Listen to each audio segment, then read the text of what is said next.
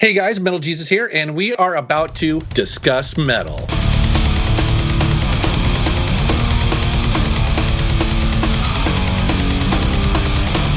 This is the Discuss Metal podcast with Jason of MetalJesusRocks, hosted by Dan Terry and Joseph Wren. Presented by discussmetal.com. Hey guys, Metal Jesus here. Now, if you are a fan of the Nintendo 64 looking for a solution to connect it to an HD television, well, you are in luck because in this video, I'm going to review and compare side by side. Oh my goodness. You know what I forgot to ask? I forgot to ask where you came up with Metal Jesus or if it was just the fact that you look like Jesus. It's because at my real estate tech job, I was the guy who had the 300 gigabyte music server that was shared out to the entire company. And it was all Okay. 80s and 90s metal. And anyways, I'm sitting in a board meeting talking about something or other, and a CEO of the real estate companies there, which is a very buttoned down, very mellow dude. And my coworker, instead of when they called me asking some sort of technical question, he's like, well, what does the Metal Jesus think? And it just stuck. And so my coworker Neil named me Metal Jesus, and I was known that ever since working there. And then when I started the YouTube channel, I was like, Metal Jesus Rocks. I'm going to keep it simple. Well, welcome back to another episode of the Discuss Metal podcast. We've got a fun interview for you tonight with Jason of MetalJesusRocks. How you doing tonight? I'm doing well. This might be the first time I've appeared on as a guest twice, so this is good times. Yeah. Hey, we had so much fun talking about Alice in Chains that unfortunately that dominated so much of the conversation. I was like, oh, but there were other questions I was going to ask, but there's only so much time in a day. So, and people apparently don't like listening to 4-hour podcasts. I do, but some people don't like to. Yeah, no, I'm happy to be back, man. I'm glad you guys asked me. Yeah, absolutely. So, if you guys don't know Jason, or Metal Jesus as he's known on YouTube, and various other platforms at this point. He's kind of expanded out. Now he's on podcast. You just did an interview with, what were they called? They had a really cool name. It was a gaming website. You just posted it today. Yeah, Gaming Purists. Gaming Purists, that's what it was. Okay. Yeah, I actually read through that interview today, and I was like, okay, I just want to make sure I'm not going to ask him the same questions. Whereas, at least on a podcast medium, you have a little bit more room to expand out on some of that stuff, so... But I guess one of the things that I always found notable about you on your YouTube channel was the fact that, number one, we've got the whole Metal Jesus thing. You've got music, you've got theme music that you recorded yourself. Mm-hmm. And, very, very obvious that you play guitar, that you were in a band, you were a massive metal enthusiast with your own Patreon podcast, Metal Militia, and... So that was one of the things that really drew me to you as a YouTuber. But what I want to do with this interview is kind of go back a little bit to what first got you into music, or more specifically into metal. Yeah. Well, my dad is a great lover of music, and he was of the age in the 70s when I was a young kid that he introduced me to a lot of bands that were great in the 70s, like Led Zeppelin and Black Sabbath, and he was a big Deep Purple guy, and So that's where that love came from. But honestly, I think it's just in my DNA because my dad played drums and trumpet, and then so I was, he's got great rhythm, and it turns out that I also have an affinity for rhythm as well. So my first instrument actually was drums, and I was always kind of drawn to just music from the beginning as a kid, and so really just got passionate. And actually, specifically when it comes to metal, it was my cousin that introduced me to, I think he gave me Van Halen 1 and an Ace Frehley Kiss album, along with, I think, a Wham album. Nice. So I had Wham. He gave me 3 albums: Wham, Van Halen, and Kiss. And well, as you can guess, 2 of those 3 albums stuck with me. And another thing too is that I was a young impressionable kid in the 80s when MTV was taking off. All that metal was just starting to take off with the Scorpions and Van Halen and obviously Judas Priest and Iron Maiden. I mean, so it was a perfect time growing up to just be inundated with it. And what was cool is that it was on the radio. It was on your television. It was everywhere. And so that was just what I was passionate about, for sure. Don't you miss that time period where metal was cool? Like, or at least mainstream enough. I know a lot of metalheads are like, I don't care if it's mainstream or not, but like, yeah, there was a certain magic to it that, you had these big personalities up on these giant stages playing to all these people, like it was really magical back then. I mean, I wonder if kids today realize that there was a time when Metallica would release, when I remember when And Justice for All was just going to be released, and everybody that I know was like, we're going to Tower Records, we're going to stand in line because we have to have that the moment that it comes out. And I think those days are long gone. I mean, obviously people look forward to albums these days, but man, back then it was an event, Yeah, now it's make a cup of coffee, wait until midnight, and then stream it as soon as it comes out. Maybe you've got a pre-order coming in the mail, maybe you don't, but it's not quite the same as it used to be, for sure. Or you get that visual of the rock club from like Purple Rain, where the entire building was packed with rock metal enthusiasts. The band has all the lights and all the flair of the stadium rock or even Metallica to this day. And that doesn't exist anymore. That hurts my feelings that could have been something I experienced. Not anymore. Okay, you want to hear something hilarious? So, you know how Netflix and Amazon kind of recommend stuff to you, right? Like when you go log in, there's like, we think you're going to like this. Last night, sitting down to dinner, I fire up Amazon Prime, and I don't know why. Maybe it knows more about me than I know. But the number one recommended movie was like, I think you're going to like this, was Breakin' 2 Electric Boogaloo. What the fuck? That's hilarious. So my wife's sitting there, and I'm like, we're watching this. Yeah, She's right like, now. What? Yeah. So we watched about an hour of Breakin' 2 Electric Boogaloo. I've never seen it before. It was so goddamn funny. And what's hilarious about it, and this is the reason why I mention this, is because, to your point, it's really wild watching movies from, like, say, 1984, which is when that was released, and how crazy they thought the world was. Like, people be walking down the street and break dancing, and there'd be a cop giving a ticket to somebody who's pulled over, and the cop would stop, start dancing in the street. It was just like insanity. So yeah, not metal related, but I had to bring it up. No, it's fine. It all fits together for the time period. And with that time period, so you're getting into some of the bands that were obviously laying the framework for metal as we know it today, over the top guitar theatrics and even heaviness started shifting, to where bands were like, well, we could do this harder. We could go harder, and Metallica kind of was the torchbearer for that for a while, and then you've got Slayer comes in, and before you know it, you've got bands that are so loud that you can't even, like, it's a wall of noise, and right. So, and I know, based on one of your more recent videos, and you had shown a CD of your band. So, like, when did you start playing music as far as wanting to actually kind of contribute? Because you're a fan first and foremost, and then you're like, okay, but I want to unleash my version of heavy metal to the world. Yeah, so that all started when my family moved away from the Seattle area, and I was left here kind of to go to college, and no money, less than zero money, and sitting around going, okay, I've got about $10 for food for this week. And I need some entertainment. And I was like, and I was starting to think about, okay, like, where can my dollars go that sort of makes sense? And originally I was like, well, I could get a drum set, but, you end up annoying your neighbors. So I was like, well, shit, I should just get a guitar, because the amazing thing about a guitar is that you buy it once, and other than strings, you can play it for the rest of your life. I mean, the amount of entertainment that you can get from a musical instrument is almost unparalleled. You can spend your whole life doing it. So it's just like, oh, well, maybe I should pick up a guitar. And so that's exactly what I did. I got a really crappy one from a guy off, I don't even know if there was Craigslist back then, but got a used one that had a bowed neck, but it came with an amp.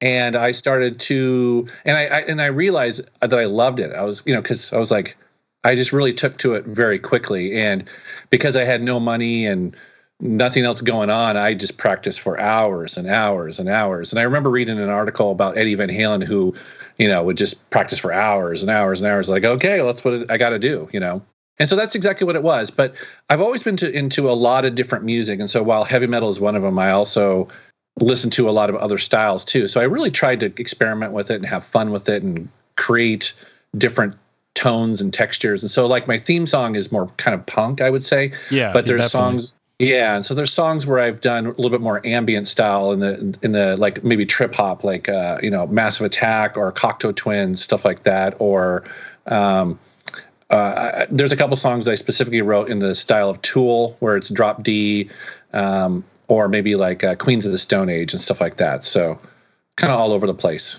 Yeah, and that would have been at a time. When would you say that was? Probably like 90s. Yeah, definitely. That was 91 or 2, something like that. And that was something that we kind of brushed on when we were talking about Alice in Chains, was that music was kind of it was kind of an age of experimentation where there were so many different styles. Like people didn't necessarily want to play the glam of the 80s, that didn't make sense in the 90s. And but if you played straight up, I mean, you could go play it in a straight up punk band, but you would never get anywhere necessarily doing that. You might get big in the punk scene, and that's it. Your local punk scene. Yeah, the 90s was a really interesting time for music because the alternative scene was sort of the popular medium, and alternative meant truly alternative. It wasn't what, like I turn on the alternative station on Apple Music or Spotify, and I'm like, it's a little like it's a little folky, Yeah. Where back in the 90s, it really meant just everything from U2, which would be, of course, on the popular side. But again, you would have experimental bands, or like Soul Coughing is one of them that comes to mind, where samples and drum beats, but spoken word, and it was just all over the place. And so it was a really great time for creativity in music, but yet still, for the most part, played by real musicians too. So you had Nine Inch Nails and Ministry really coming to their own then. It was just all over the place, Yeah, absolutely. And I think one of the interesting things about that time period too was that it seemed like there was still kind of the old school mentality of, get a band, you write 15 songs, get a band together, record a demo, or try to record an album, and then hopefully, get it in the ears of a record label. So what was, how long was it between when you picked up the guitar and started playing before you were like jamming out with a band? A couple years for sure, because I was actually really interested in the recording aspect of it pretty early on. And so I had a 4-track recorder like almost immediately. And in doing so, I just played around with soundscapes and really messed around with microphone placement. And, some of the heaviest songs I've ever recorded were off of like tiny little practice amps with a microphone just jammed so closely to that cone that, I mean, it's like evil sounding. Yeah. And you would, So you were playing black metal at some point. Yeah. Yeah, exactly. So to answer your question, there was a lot of it in the beginning was because I wasn't very skilled or anything like that. I was just kind of messing around with sounds, obviously practicing and learning. And then at a certain point, actually, I was like, okay, I'm going to go take some lessons. And the first thing I did is I went to a community college and was taking guitar lessons. And I realized very quickly that, wow, I was light years beyond the beginner class. I realized that, wow, okay, these are people who literally are picking up for the first day. And so then I got a private teacher who was a jazz musician. And he really expanded my mind about technique as well as how chords and chord progressions work. And he really was like, he's like, okay, this is how music theory is. This is why this sounds really good next to this. He sort of started explaining the nuts and bolts of music, which frankly blew my mind. I ate it up. I loved it. And at that point, around that time, I also started to realize that, I'm not going to be the next Steve Vai or Joe Satriani or Mike Petrucci of Dream Theater. I was like, I'm a really good rhythm player, but I'm not. In order to become a great soloist, that's Mount Everest. And so that's when I started working with other people going, okay, let's stick to my strengths here and let's work with other people who can fill in the holes in my knowledge and stuff. That was my outlook when I started recording. I didn't decide one day that I wanted to be an engineer or a recording, mastering expert. I'm definitely not those things, but it got to a point when we were in one of our first bands. Okay, we've got a really good idea. How do we record it so that we can listen to it and give it to other people? It literally came down to that narcissistic quality that a lot of artists have, where you just want to hear yourself that first time or see yourself that first time. So I started recording because it just fell into my lap, because I knew how to manipulate a 4-track and do basic leveling and make things sound good. That became what I did, and I still do it to this day. The solo artist aspect, because we idolize those players. Joe Satriani fan forever, right here.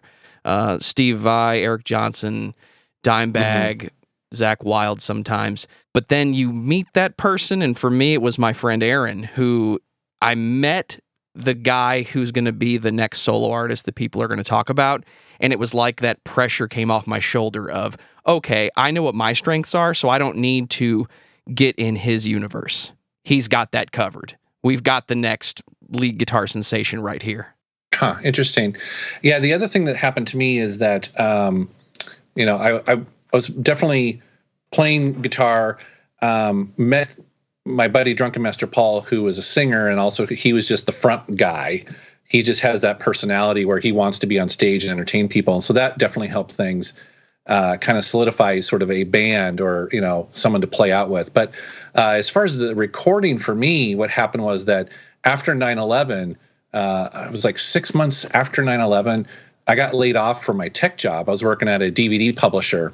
And I was like, okay, it was one of those moments where I'm like, okay, what am I going to do with my life? Like, I've been doing tech for a while because I'd worked at Sierra and I'd worked at a couple other companies. I was like, I'm going to take this opportunity and just go back to school. So I took an audio production engineering class at the University of Washington, and that was mind blowing. That's when I was like, oh, because I remember the first day, just like it was hands on with a Neve console.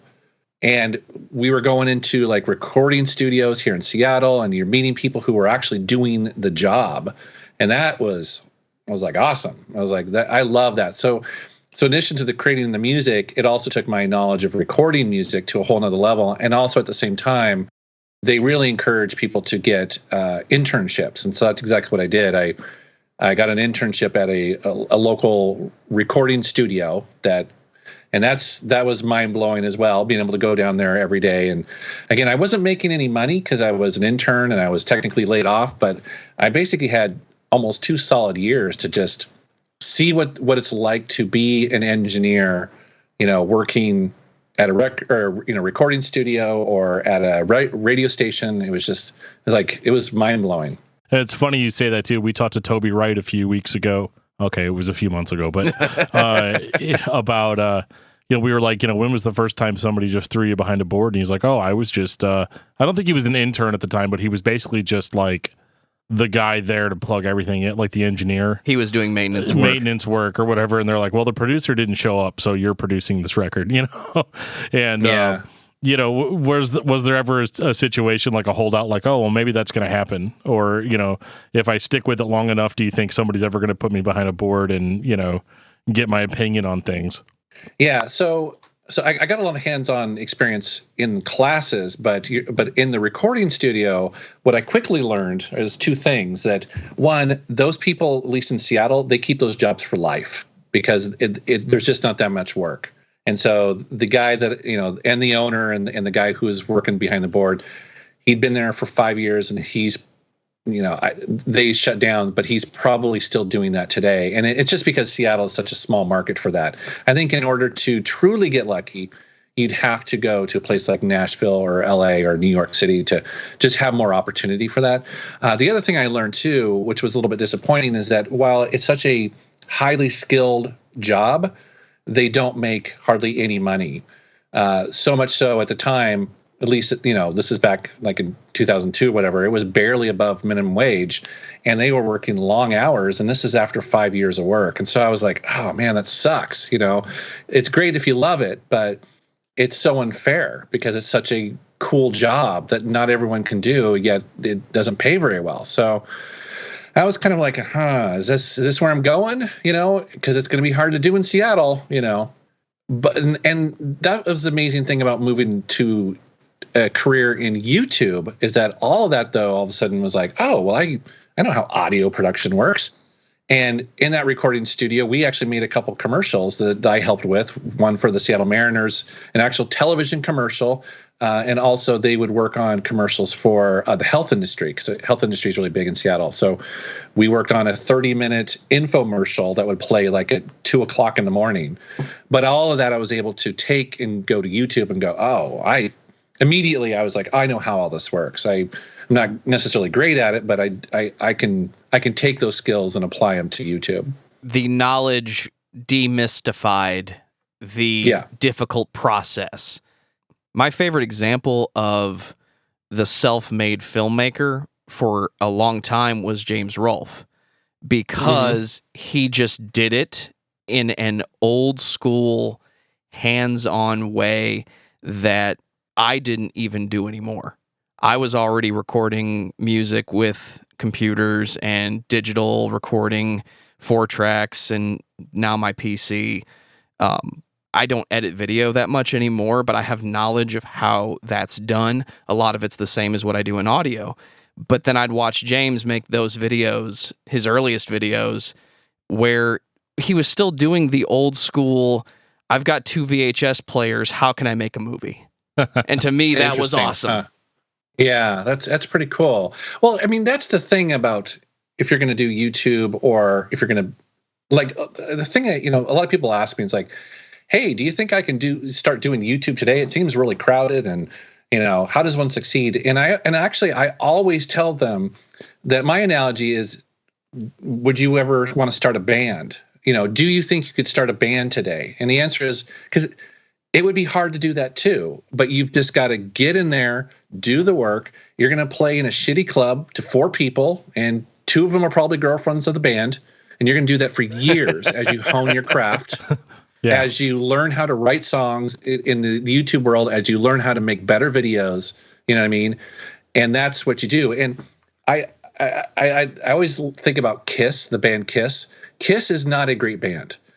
Don't get me wrong, I love Kiss. I agree. But what they did was they just simply outlasted all the naysayers to the point where they just stuck around. You know what I mean? I mean, I know that's kind of dismissive because, again, I have all their albums. I'm just saying they write some terrible lyrics, but at the end of the day, you just have to last longer than all of the naysayers and just do the work, Well, and I want to get into that a little bit. So, we've talked up to this point, we've talked about nothing but music and the musical background and all that.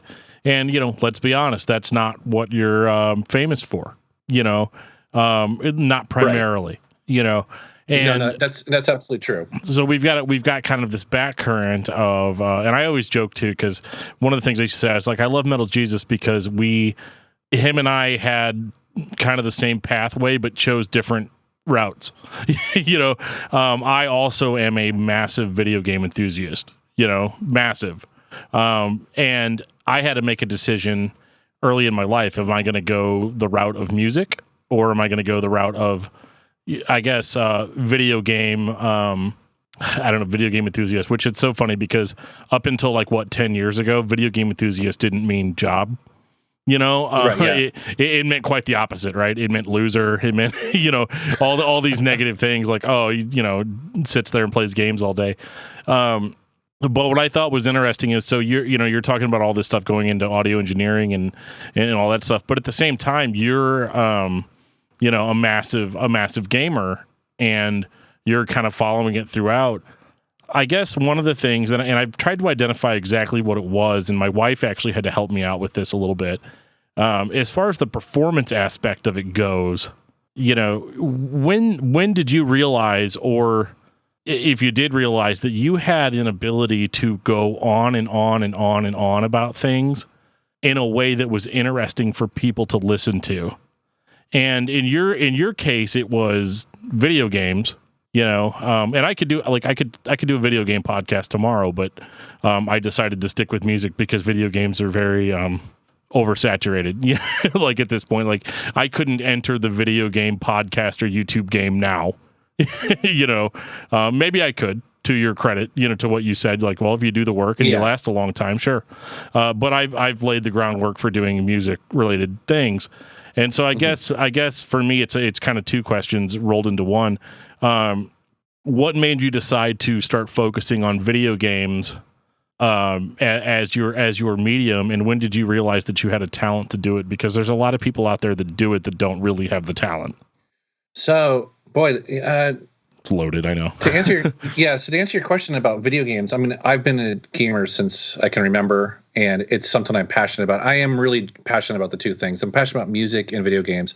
And despite my YouTube channel being mostly about video games, I actually spend an equal amount of time every day either listening to music, thinking about music, watching music. My subscriptions on YouTube are very much both. I watch an awful lot of music videos or behind the scenes or all that sort of stuff about albums and things like that. So when it came time to my YouTube channel, I really just wanted to do both. That's why I chose the name Metal Jesus Rocks, because I didn't want it to be something that would lock me into just video games. I needed it to be memorable, and I wanted it to be somewhat generic so I could potentially do both, because I didn't really know where that was all going to go. But as far as but video games is very natural to me because I have been doing it for so long, and my association with Sierra and all that sort of stuff, it just kind of hooked with people. It's funny you mentioned the whole finding my voice, because I think this is the thing, is that when you start off, it's really unnatural to sit there and just talk to an empty room with a camera. It's really weird. And it's funny because a friend of mine, he's the guy who found the orange Xbox Halo edition at a garage sale. This is a couple of years ago. And Emilio was like, he was kind of jealous of his friend Reggie, who'd been on my channel a lot. And Emilio was like, you got to have me on. I was like, okay, cool. And then when he found that Xbox, I was like, this is perfect, And Emilio came over. And again, it's just he and I standing with a camera. And he couldn't get through it. And he doesn't mind me telling the story, because he was really surprised. Because it's so weird to have a conversation with an audience that is not there yet. Right? Yeah. And that's why when you watch that video, it's mostly me telling the story, because we did so many takes of him trying to tell the story, and it just didn't work out. So to answer your question, it doesn't necessarily come natural to create YouTube videos. The other thing I like telling people is that originally, I scripted my videos. If you watch some of the very first ones that are uploaded, they're scripted. And it's not natural at all, because reading and speaking at the same time is another skill you have to develop. And I just didn't do that. So what I ended up doing was just trying to riff a little bit. But most people don't realize that almost all of my videos where you hear voiceover, I do pretty much take after take after take. Usually what I do is I do notes. I give myself notes, and then I just kind of riff on that a little bit to make sure that I hit the highlights and hit the things that I need to talk about. But like, for instance, I just did a video on Friday. What was that about? It's all a blur. Was it the Wii Hidden Gems or? Yes. Okay. So Wii Hidden Gems, that had about 97 takes on it. Oh, wow. 97.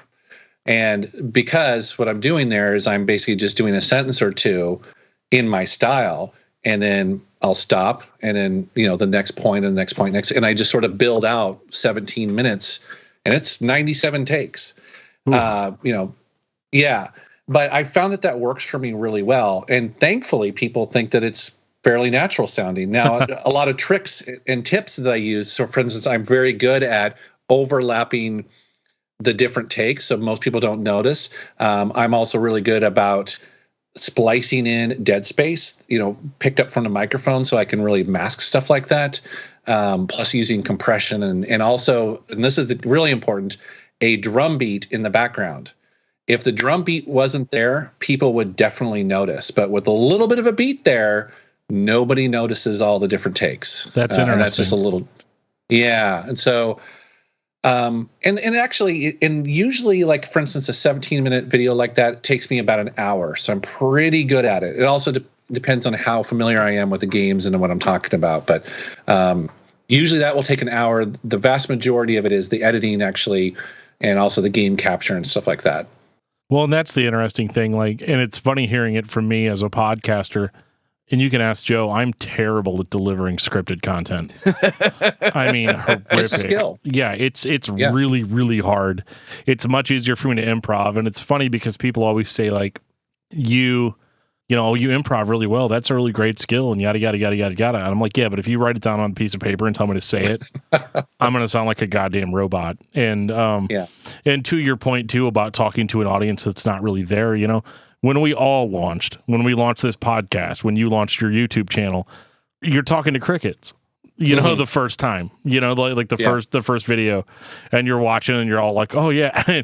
It's so funny. I remember telling myself the first time I saw 15 views on a podcast that it was like, oh my God, people are listening to this, and now, you don't even think about it. You just look at the numbers and you're like, oh, okay.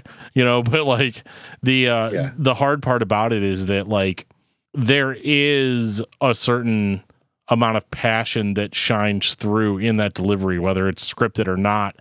And I think that's the hard part about kind of captivating an audience is that, if you're talking about something that you don't care about, everyone knows.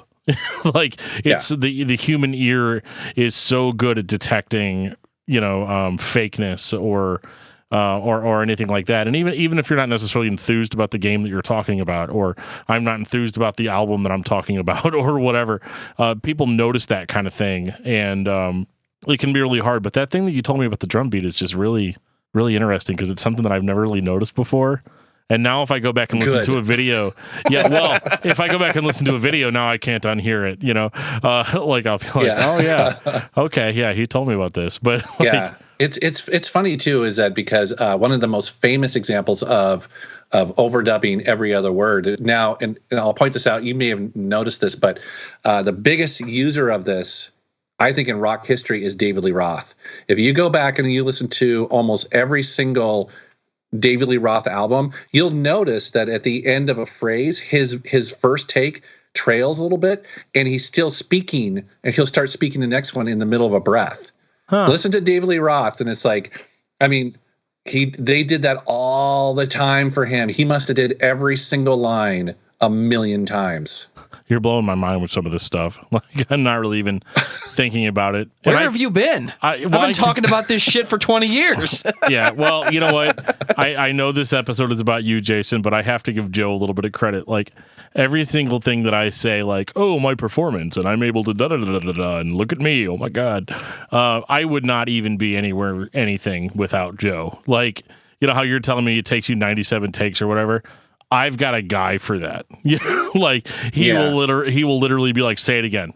or say it like this, or you're not talking. He's already told me 2 times in this episode, like, speak up. You're not loud and boisterous, and people want loud and boisterous Dan. Like it's I didn't notice. Yeah, and so it's one of those things that like he notices all that stuff for me. And to your point too about like talking to no one. We did a episode of Discography Discussion, a pilot episode. This was the first night where Joe was like, yeah, just come down. You could drink some beer. It'll be fine. We'll do an episode. It's not going to be a big deal. And I think I talked about a band by myself. So the first episode of the podcast was me talking about a band's discography by myself. And oh my God, was it so fucking boring. It was just so, because my voice is monotone anyway. So like, if you can imagine, like, no humor, no real drunkenness, no real, any of the jokes that we tell and all that stuff. It helps to have somebody else in the room. Absolutely. And I think that's the next point that I'm going to kind of jump into is that, you are one of the rare examples of a YouTuber that has no problem bringing other talent in order to highlight, in order to highlight not only what you're doing, but maybe if they're trying to do something themselves too, you're able to highlight both of those. Because, it's kind of cool that there's a Metal Jesus crew, Yeah, it's funny that's even a thing, because that wasn't a plan necessarily to make a crew. It's just that it grew out that way. I mean, I basically learned very early on, to your point, I'm not going to sit there and try to fake it, and the reason for that is that because and I've said this before, there's 40 years worth of video game history. It'd be arrogant of me to assume that I could somehow come in and just pretend to be the expert of everything. I think that would be just embarrassing and sad. And so I really wanted to bring in people who would also be passionate and talk about what they know and and not have to try to be the guy who knows everything. To me, it'd be like, again, we were talking about music. If somebody comes in, they're like, I know everything about music, you would laugh in their face. There's no way, right?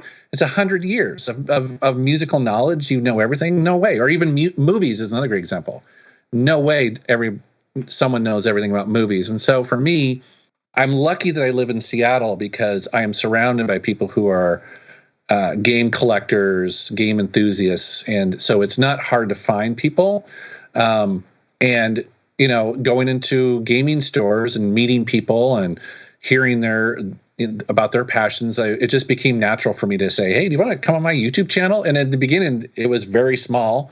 It was just, I think Reggie was one of the first to come on, and then I'll bring on anybody. If you have a passion about video games or music or whatever, come on in. I'm going to put you on camera, It'll be fun. That's one of my favorite things about your style. It would be really easy to do a 2019 version of a YouTube video where you have no pauses of any noticeable nature. Everything is automated and the video would clip to the next segment between every breath. Your style is much more of a historian. It's an authoritative voice to the subject because you're presenting it positively, and you're thorough, and you're not in a hurry. You might do a 15 or 20-minute video when you could do a 30, but somebody else who's just trying to get started would be putting out a 10-minute video with all the same information and absolutely no cuts. Just ... And you pace. You take your time. Yeah, I do. And that can feel a little bit old school in this world where, it's funny, you'll watch like vlogging style videos and it's just, jump cut after jump cut. They remove all the breath. And it's like, it's funny, we were watching this vlogger, it's a travel vlogger upstairs with me and my wife, and she pointed out, she's just like, it was a younger girl who was talking about travel, and she just removed all of the breath. And that's great for a 3-minute video, but after a while, it makes you start feeling really anxious. It's not natural to how we talk and how we think. And I'm not interested in doing that for sure. I definitely like more of a conversation, just a little bit more natural, to find some sort of balance there, because you do want to keep people's attention. That is a big challenge with YouTube, is that, you can see the analytics and you'll see, people drop off after 6 minutes or whatever. Yeah. And you try to figure out why that is, and I'm the same way. I just move on to the next video whenever I feel like I understand what's going on. So it's a balance, and it's something you kind of have to learn as you create videos, finding in your style. What's really interesting about that is that Reggie and I typically do pickups videos, which are pretty long videos by YouTube standard. I mean, we basically sit on a couch. We have 30 games to talk about. We capture all the footage ourselves, so it's a ton of work. But in YouTube world, that's an hour-long video is pretty crazy. And I was thinking, I was like, I posed the question in my last one, was like, hey, would you guys prefer just to get like a 20-minute video? Overwhelmingly, people were like, hell no. Yeah. They're like, no. We want you and Reggie sitting on the couch, drinking a beer, talk about video games for as long as you guys need to. And that was actually really nice to hear. I was like, oh, cool. That's very unusual in the YouTube world. Yeah, we've dealt with that as well, because we've had, in the early days of the podcast, like the Dream Theater episode, that was like, 2 hours? Opeth was like 2 hours. We did one on As Like Dying that was like ridiculously too long, and we'll never do that again. But like, we had people like, like all my friends would joke, my other podcaster friends would be like, you guys kept it under 4 hours this time, right? And like, and I'm like, well, we're talking about a whole band's discography, and yeah, there's a lot of side roads with that. But then we started, like, Joe and I were like, okay, well, what can we do to trim the fat? What can we do to make it more focused? And so we started putting out 35-minute to 45-minute episodes, and we did that for a while. And then people started complaining. They're like, well, these are too short. We want more content, And I'm like, I don't know. We'll just do what we can, I guess. Well, you guys know this, that there's a diminishing returns on something that's really long. You start losing energy, right? Oh yeah. And so, or you get drunk. You start saying crazy stuff, right? Yeah, absolutely. But I know for me personally, like for instance, the pickups videos, that towards the end, And Reggie actually has looked at me. He's like, dude, this is going on a little long. And he's not saying that because like he just wants to, I can tell the energy it's hard to maintain, you know what I mean? And also keep the words going and all that sort of stuff. So there's been a couple times where we've actually taken a little bit of a break in the middle or at the end of a pickups video just to grab some water and kind of come back a little bit. And we're usually able to hide that with a little bit of gameplay footage and no one ever knows. But, right. But my point bringing that up is that people don't realize watching that. It's like, yeah, energy is a thing. We're not performing, but we're trying to keep our energy up and, keep things going and stuff like that. And that can be a little bit draining if it goes on a little bit too long. And especially in a podcast too. I did a podcast a couple of years ago with some friends of mine, and they didn't warn me that they do long podcasts. And, and the ad mark, I was like, oh my God, I personally was like, wow, it's having your focus on something for so long can be a little bit draining. So it's a balance for sure. Well, and one thing that I wanted to touch on that you guys said earlier, Joe was talking about positivity. What was or was it even a conscious decision, or was it just you that, your channel has always been predominantly positive? And I know for a fact that when you started, that was not the norm in YouTube. Yeah. Everybody was trying to be the nerd, and try to be negative and talk about stuff in a negative light. And it's not that you love every single game that you talk about on your channel. It's just even whenever you don't like something, you're just like, yeah, I didn't like this because yada, yada, yada, yada. And then you move on, Yeah. Was that a conscious decision, or is that just you? That's mostly me. I mean, I'm a pretty positive guy. I mean, at the end of the day, I should say that an event did happen fairly early on in my YouTube career. Actually, it was before I was doing YouTube full time, but I'm trying to remember exactly what year that was, although my wife would be able to tell me. But essentially, early on, unfortunately, my wife was diagnosed with breast cancer. And so I actually did a video kind of about that because we threw a party. We called it a bye-bye booby party because she was going to get a mastectomy. And so we had a bunch of people over. It was a very positive thing and, hoping for the best sort of thing. But anyways, I remember very distinctly going, this YouTube thing, it's about video games. Like, it's important, but it's about video games. And so it really put everything into perspective a little bit, going through that process. And thankfully she is cancer-free for a while now, actually. But going through that process, I was like, not that I would have been negative before or anything, but I was just like, at the end of the day, we are talking about video games and music, which I think are great. They're the best part, of my life. And so I love doing it, and focusing on a negative is just not something I do. I'm glad that people respond to that. I get that comment a lot where people are like, they're so glad that they can watch my YouTube channel with their kids, or if they're having a bad day at work, they know that they can put on one of my videos. And so I'm glad that people are responding to that for sure. So, well, yeah. And it's definitely cause I'm kind of have been accused of being negative, as far as the show goes and stuff like that. But I always respect people that are able to find the good in stuff that maybe, or find things. And that's what I think is kind of cool about the Hidden Gems videos, as much shit as people give you about those.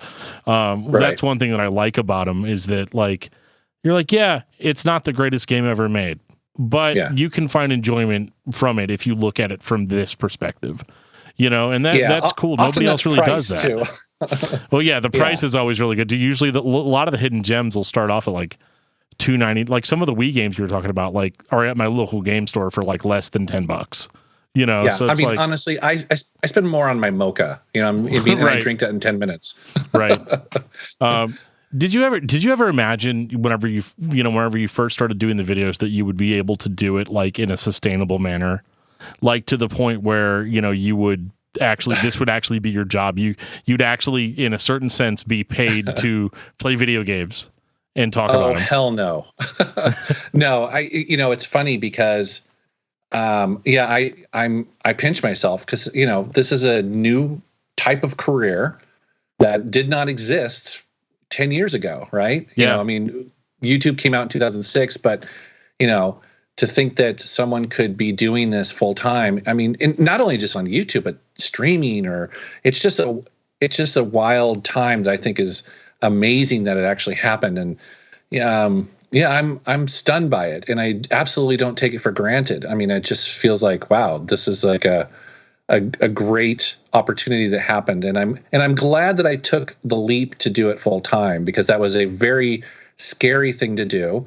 I remember going into I had an IT help desk customer service job that at the time, and the CEO pulled me into his office the last day, and he's like, I don't think you should do it. I think you're making a huge mistake. This is a guy who was very successful at Microsoft, now running the company that was paying me, and telling me that I was making a huge mistake by leaving and going to YouTube. And I was, I listened to him. I was like, wow, that's interesting. But I also believed in what I was doing, and I believed that he was wrong. I believe that he for all the knowledge that he may have in the tech industry, and he didn't know what he's talking about when it came to YouTube, and I was going to do it anyways. And so I'm really glad I did that. Yeah, that's terrifying. The concept for me is terrifying. Joe and I have a unofficial, life plan called "Get Paid to Talk." And and it's one of those things where, like, yeah, we're not doing it full time, but at the same time, like, we're so much further than I thought we would ever be. Just at this point where, the very first time somebody contributes to your Patreon, you're like, holy shit, really? It's one of those, like, it's like, oh my God, really? Like, you actually care about this shit that I'm doing, and I think that is the most gratifying part of it. And I thought the thing that I thought was really cool, and I wanted to mention it on this recording specifically, was that you had posted a picture of your CD, and it had all of the mp3.com and all that stuff. And it's so funny because Joe and I have so been there, like with the CD that's got the website on it and everything, and all that. And how cool was it for you that people were like, how do I get that? Like, how do I get a copy of that? I know. Yeah. So yeah, it was a trip. I mean, it was cool to show that off, because you never know if people are going to care or anything. But what was really interesting about that, actually, it's funny you asked that, because I can share something with you, is that I met a guy, Troy, who has been on several of my Vinyl Pickups videos. He runs a local Seattle record store, or I'm sorry, publisher. So he's a record label, and he's been putting out vinyl for a while, and he's been bugging me to, like, dude, you got to do a Metal Jesus vinyl release. I'm like, yeah. Okay, that's cool, Troy. I mean, I appreciate it, but it's like, I don't know if anyone's going to care. And so when I put that video out and people were like, hey, where can I get that? I was like, well, Troy, maybe we should, I mean, it'd be really cool to do. So I'll show you, actually. I got the test pressing for my theme song. Nice. From Kill Room Records. And it comes with a little. So he brought this over the other day. He's like, what do you think? And I was like, wow, dude. So it's the theme song. Shit. It's a theme song and two other songs on a 7-inch vinyl. Where's the print screen button on this keyboard? I'm kidding, right? Jason, I'm kidding. Yeah, so I'll share that with you, because I'm going to, so we approved it. And so, yeah, I'm going to put this out fairly soon. So that's pretty cool. Did you have it remastered for vinyl? Yes. That's and it's awesome. The entire theme song. So my theme song on my videos is actually only 17 seconds long, but the actual song itself is about 3 minutes long, because it's got a guitar solo and a bunch of stuff like that in there. But to answer your question, when he handed me this was one of the most surreal moments of my life, because this is a song I wrote back in 96 or something like that, 95. It's so long ago. I was like, it's so weird to see it, actually in vinyl and physical. It was, I still look at it going, wow, I almost can't look at it. I'm like, that's so weird. It's so bizarre. It's cool. Yeah, absolutely. Like, that's got to be very gratifying. And, I think it's cool. I've watched your channel for a long time, and this is, we're running a little low on time. So I'm going to add the mushy stuff at the end. I've been watching your videos for a long time, and so you have to understand how it made me feel whenever I sent you that original message back on the Alice in Chains episode, when I was like, hey, we got this podcast, yada, yada, yada, yada, yada. And you're like, I know your podcast, dude. Oh, yeah. I know your podcast well. Yeah. And I was like, oh, okay, cool. Well, awesome. Like, I didn't even know how to feel about it because I was like, and it was the same thing, like, whenever we had James Rolfe on, like, God, the first time he signed into Skype and he was on sitting there in the nerd room, we were like, trying really hard to be cool, you know what I mean? Like we were like trying not to be fanboys and stuff, but it was inevitable. And so I mean, it was definitely one of those things. I have loved watching you grow as a YouTuber throughout my viewing history, and you know, I just think it's really cool to have kind of like an interview like this to be a little bit kind of autobiographical, and you know, I just want to say that, you know, I hope you do well. You continue to do well. And, you know, in light of some more negative aspects of YouTube that have existed recently, you know, fuck the haters. You're killing it. Awesome. I appreciate that. Thank you. Yeah, I know. Like I said, I try to focus on the positive, man. It's like, these are video games and music. It's like, what's not to love, you know? Right. Yeah. What is there to be angry about, really? Yeah, exactly. I did want to ask you, I want to get it officially on tape. We do have Striper on the schedule for this year. I don't know what month it is yet. But we are gonna concede and do a Striper episode. So we would love to have you back for that. I don't know when it's gonna happen, but we are it'll be happening sometime in 2020. I want to do the Striper episode and I want to do the Kiss episode. Now, I know. Kiss is going to be tricky because I know. I think what you should do is break it up into just half. Just do the first half of Kiss and the second half. Okay. And I'll help you with that, okay? Okay. That sounds good. But yeah, Striper would be a lot of fun. I think we've talked about this. Striper has, in my mind, actually gotten better in the last 5 years. The last couple albums, last 3 albums, 4 albums. Yeah, no, really I completely good. Ever since Reborn. I agree 100%. Yeah. They're really back on top of it and they're plugged in and they know they know how to be a band from that era now. Yes, I completely agree. Yeah. So cool. Very cool. Yeah. Well, thank you so much for having me on this podcast, guys. You guys are awesome. Huge fan. I would come back anytime you ask. Sweet. Well, we will keep that in mind for sure.